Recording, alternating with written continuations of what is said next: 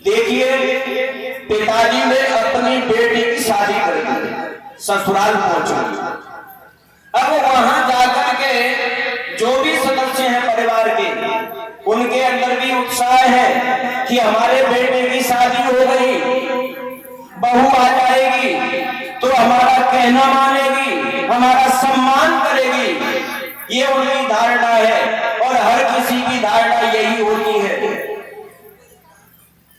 जैसे ही बेटी ससुराल में पहुंची, सासू मां की सेवा कर रही है और जो अन्य सदस्य हैं सभी की सेवा कर रही है।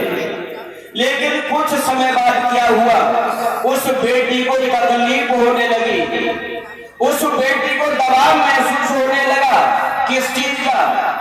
सासू मां ने यदि चाय बनाने के लिए बोल दिया तो उसे दिक्कत हो रही है। जब सोने का समय है उसी समय तुम बार बार कुछ कुछ बोलती रहती हो कि चाय बना के लाओ, कभी कहती हो कि चाय कम मीठी है, कभी कहती हो कि चीनी अधिक डालती है। उन बहनों से निवेदन है कि आपको अपनी सासू मां को संतुष्ट करने का प्रयास करना चाहिए। आराम करने के लिए सारा जीवन है, आराम भी जरूरी है, लेकिन यदि इनका आशीर्वाद आपने ले लिया तो कल्याण हो जाएगा। अब वह बेटी बार बार परेशान हो रही है क्योंकि कभी घर का कोई सदस्य कोई चीज मांगता है, कभी दूसरा सदस्य कुछ और मांग लेता है, बार बार परेशान हो रही है। एक दिन उसने दुखित होकर के अपने पिताजी के लिए फोन मिलाया, कहा,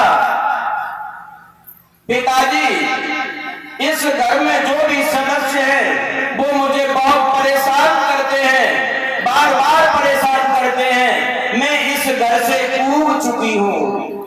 इस घर में या तो मैं रहूंगी या मेरी सासू मां रहेगी, ऐसा बोल दिया। अब इस कंडीशन में पिताजी की और माताजी की क्या जिम्मेदारी बनती है?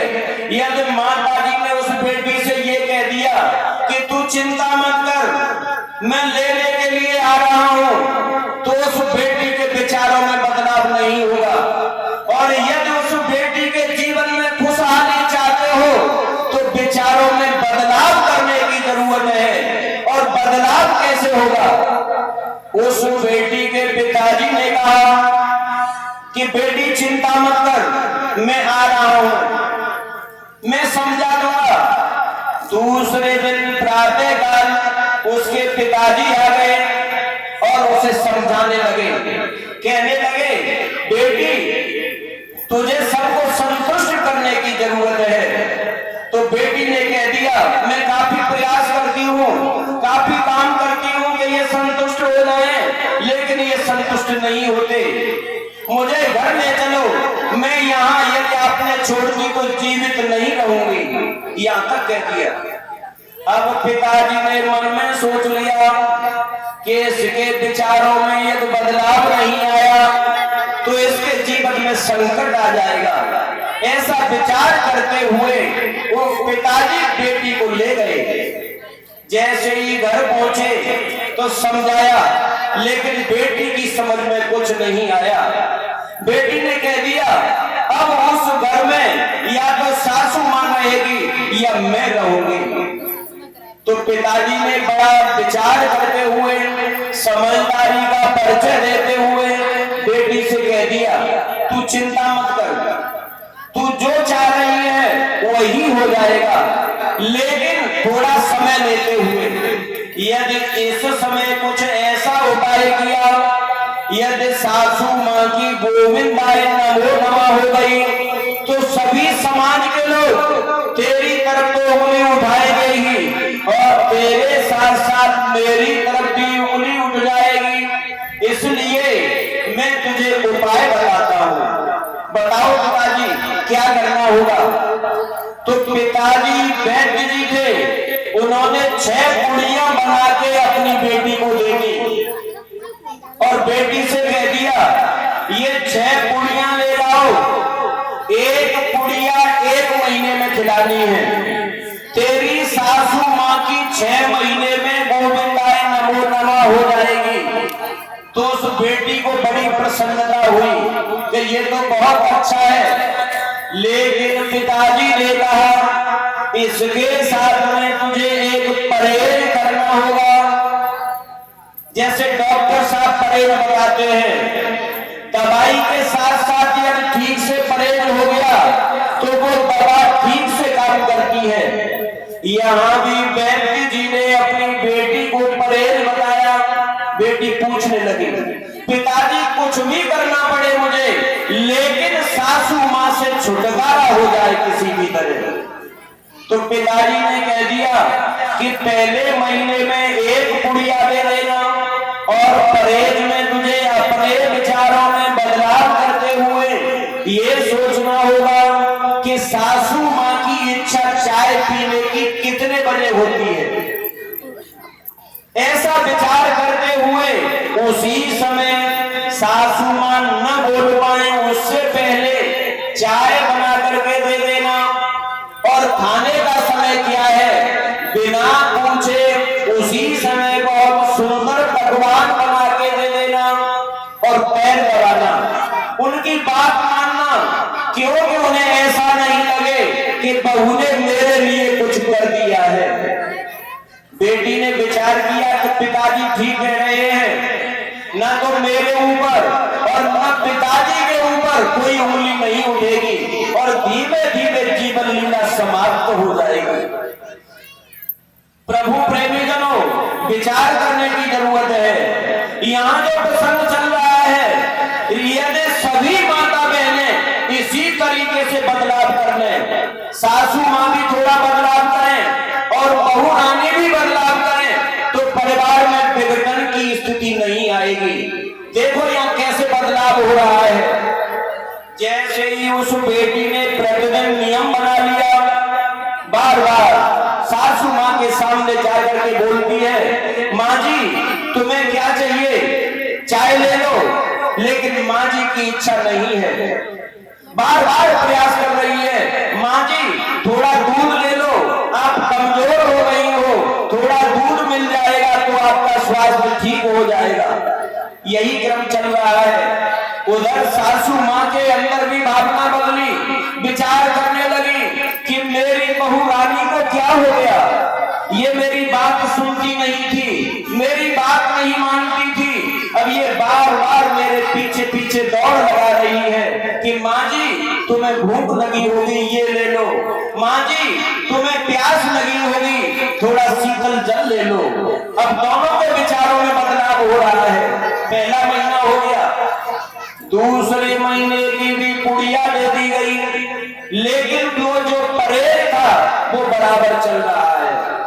दूसरा महीना पूर्ण हो गया, तीसरे महीने की जैसे ही पुड़िया दी, उधर सासू माँ के विचार बदले, मैं इस बहू को कितनी परेशान करती हूँ। बार बार जैसे ये आराम करने का समय होता है, मैं बोल देती हूँ कि बहू पानी लेके आ, बहू चाय बना। ये भी इंसान है, मुझे इतनी परेशानी नहीं देनी चाहिए। ऐसे विचारों को सुनते हुए बहू रानी के अंदर बदलाव होने लगा कि मैंने अपने पिताजी से न जाने क्या क्या कहा सासू माँ के लिए कि मेरी सासू माँ से किसी भी तरह मेरा छुटकारा हो जाए। पिताजी ने मुझे 6 पुड़िया बना के दे दी, मैंने 3 पुड़िया सासू माँ को खिला दी। मेरी सासू माँ बहुत ही अच्छी है, मैंने ये बहुत अन्याय किया है, मुझे ऐसा नहीं करना चाहिए। अब एक दिन उसके विचार बदले, उसने पिताजी के लिए फोन मिलाया, पिताजी रो रही है, बिलखती हुई पिताजी से बोलने लगी, पिताजी। उधर से पिताजी बोले क्या हो गया, क्यों रो रही है। पिताजी कुछ नहीं, मेरे द्वारा बहुत ही अन्याय हो गया, मैंने तुमसे कहा कि मेरी सासू माँ से छुटकारा हो जाए, तुमने मुझे पुड़िया बना के दे दी, मैंने 3 पुड़िया अपनी माँ को खिला दी, अब मुझे कुछ नहीं चाहिए, मुझे मेरी अपनी सासू माँ चाहिए।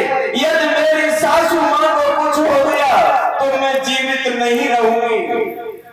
पिताजी ने मन में विचार किया कि मैंने जो दवा दी उसका प्रभाव होने लगा। पिताजी का यही उद्देश्य था। और आज भी यदि माता पिता विचार करते हुए अपने बेटे के जीवन को सरल बनाना चाहें तो ऐसे विचारों के द्वारा यदि बेटी की ससुराल में कोई संकट है वह भी टल जाएगा। लेकिन विचारों में बदलाव करने की जरूरत है। अब वही बेटी रोती बिलखती हुई पिताजी से बार बार निवेदन कर रही है, मुझे कुछ नहीं चाहिए, मुझे अपनी सासू मां चाहिए। पिताजी वहां से आए, बेटी को समझाने लगे, बेटी कोई बात नहीं है, तेरी सासू मां को कुछ नहीं होगा।